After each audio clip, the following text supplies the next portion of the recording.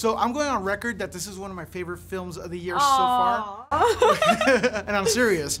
And not because you're just here, but I know it's because of me. I'm too charming. It's hard. I get it. It's fine. So tell us a little bit about your career and how you started. Now, did you ever think you would be known as a horror queen? No, God no. I hate horror movies. I don't like them because they scare me a lot. I appreciate them and I think it's a genius genre.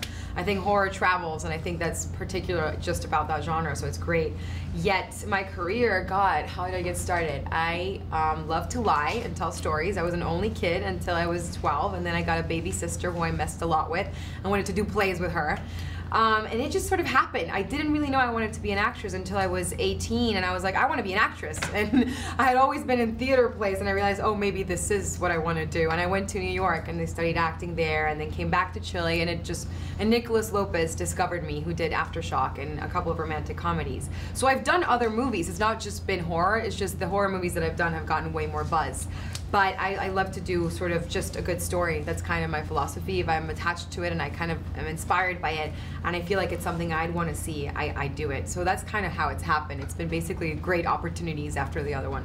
So tell us a little bit about your experience, maybe showing some of your friends and family Green Inferno, because like they're not allowed to see it. Oh, really? Friends can. You know, I showed it to my mom and I fast forward the gory parts and she really liked it. And my mom is tough cookie, really tough.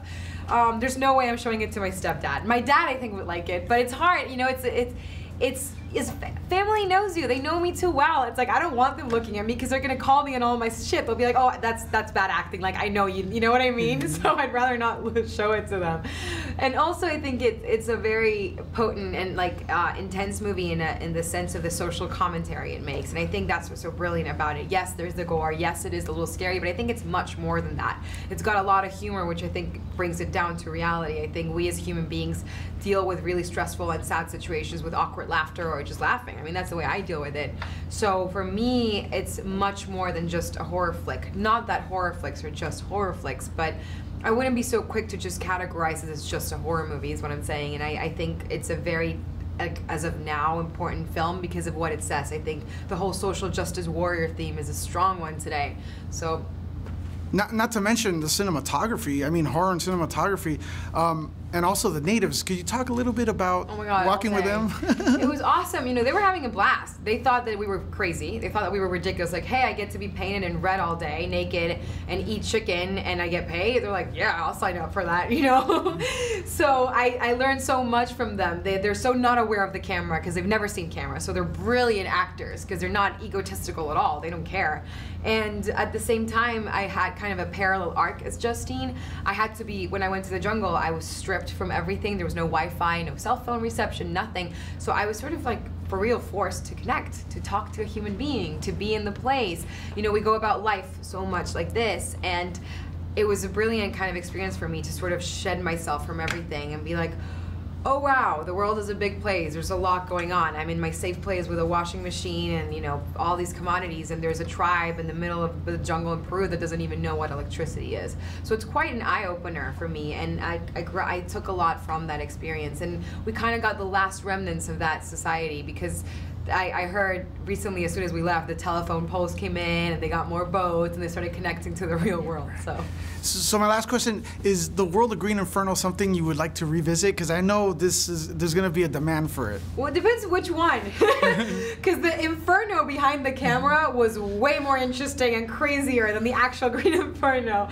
I would go back in a second. I really would. I think it was such an adventure. I would just go more prepared this time. Now that I know a lot of things, like, you know.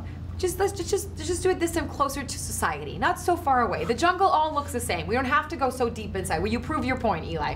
We went farther than any camera. Now let's get a little bit closer. Amazing. Thank you for taking the time with us.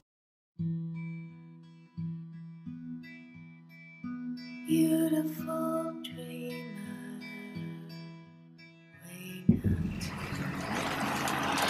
Peru is dangerous. We can't just go invade a country because they're doing something that we think is immoral. I know. I just think I should be doing something about the rainforest.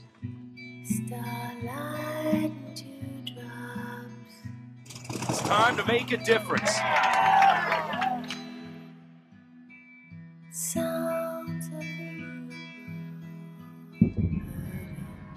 the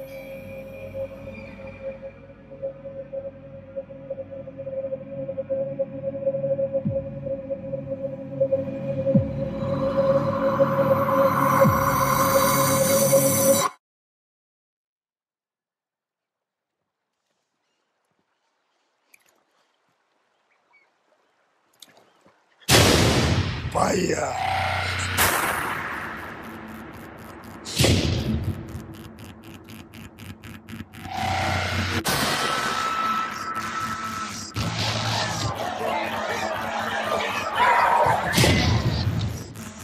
Why are they doing this?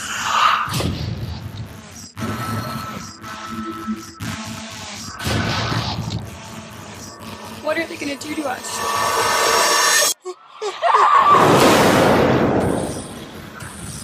We have to get out of here.